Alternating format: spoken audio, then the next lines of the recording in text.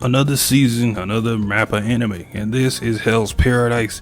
And I could just tell you off rip, this looks way better than I really anticipated. Now I'm coming obviously from a manga perspective. I read all of the manga, loved it. Not gonna spoil it in this video, just mainly gonna be talking about the first episode, just how I liked it. First thing I noticed was how vibrant and colorful it is. When you're coming from like the manga of it, it's hard to really see that unless you look at the manga covers, and then you can see, oh, okay, there is definitely like a abstract kind of design or style when it comes to how the world is laid out, because mainly it takes place in like an old Japan setting, so you wouldn't really expect to see a ton of like colorful flowers or maybe some scenery that's a little bit more reddish or oranges than you would really anticipate. But I really liked it. It really makes it stand out. I think between the season 1 of JJK and the season 1 of Chainsaw Man, this looks and comes off the most extravagant in terms of just presentation. Now, obviously, I have noticed that Mappa, I guess with certain anime and certain teams that they're going with, they're doing like almost like a less detailed, more stylized type version for some of these anime where they can move a little freely, things look a little bit more colorful. I think it's a cool style to go with. I think it really kind of fits the manga portions for both of the adaptations. Presentation wise, I mean, at this point, Mappa, we know what they're gonna bring. They really don't disappoint or leave me just unimpressed with what they do. For the most part, all their adaptations are just on point. And this one doesn't change because Gabimaru the Hollow, we finally get his anime debut and his introduction. The third MC of the fan-made dark trio between JJK and Chainsaw Man, and they definitely did him justice. I think one of my favorite parts of them just showing what he was going through as he was being executed was just the different ways that they were showing these ridiculous execution styles that they were going with back in the day. I think the bull one is the worst one by far, because the fact that they had them pull him from the groin up, that made me cringe. I hope no one ever actually took that in real life back in the day. That sounds like the worst pain ever.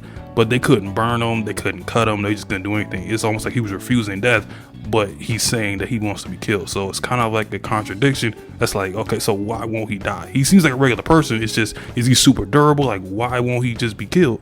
But it's of course because he has a reason to live. It's kind of like his body is telling him one thing, but his mind has another option, that type of thing. And when you figure out this about his wife, you realize just how kind of lonely he is. He doesn't really feel like he has anything else to live for. He was betrayed by his people, betrayed by his clan. It's kind of like, what else do I have left to do? And he wants to go back to his wife, and he's going to do that with the elixir. And the elixir is, there's going to be this big thing of them getting the elixir, and basically they have to bring it to the Shogun, and the Shogun is going to grant them a wish. And when we get to the convicts that we haven't seen yet, which I cannot wait for, because that is one thing to look forward to. Hell's Paradise main cast is probably one of the best I've ever read, to a degree of kind of similar to Bleach, where everyone will just all over the Gote 13. You might get the same kind of feeling with the convicts that's going to be revealed in probably the next episode. The dude right into the series we get introduced to, we got Sagiri. Just a heads up in case you don't know, like the Yamada Asaimon, that's kind of like a clan name.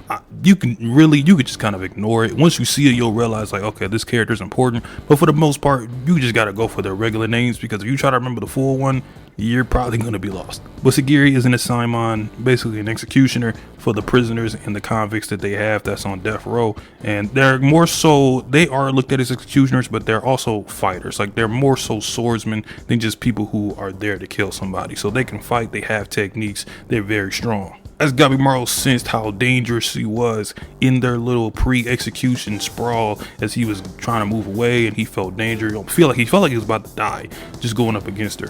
But her story is really interesting. It's, in my opinion, it's not the most, I'll say, exciting to me. I feel like the anime might do it better, but you'll find out Sagiri's character is very internal and mental. It's really going to be focused on how she is and how she feels about herself personally, especially in this world where you have the men versus the women, and obviously you see where that can go with the politics and how they're going to view her as a woman, especially as an executioner and a Simon. So her story is going to be shown probably really well in these 13 episodes. Another thing I don't want to talk about is actually Gabimaru's Ninpo. His Ninpo looks really cool. I thought it was going to be regular fire because I didn't expect it to be orange, purple, red. It looks amazing. I like how it looks. It looks just unique and different, and there are going to be ninjutsu in the anime. Don't expect a ton, because technically Gabimaru is the only one who can do it. Only ninjas can, and it's not, I'm letting you know now, it's not going to be no Naruto situation where they can just summon a pool of water. They can create like logs and create earth and all of that stuff. That's not going to happen. It's going to be more so of a how you would expect a regular kind of everyday ninja to act, but it's still going to be in like a supernatural